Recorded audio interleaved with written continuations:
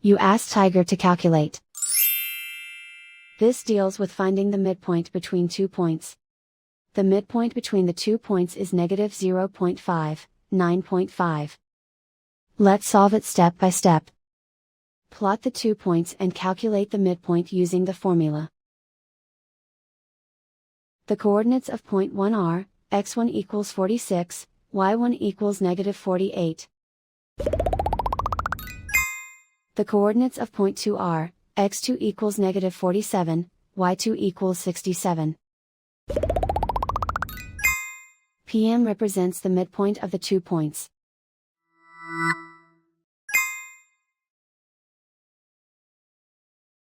Use the x values in the midpoint formula to find the midpoints x. x1 equals 46. x2 equals negative 47.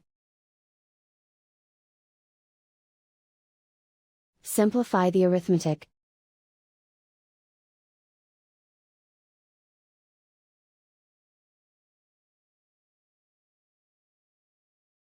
Use the y values in the midpoint formula to find the midpoints y. y1 equals negative 48. y2 equals 67. Simplify the arithmetic.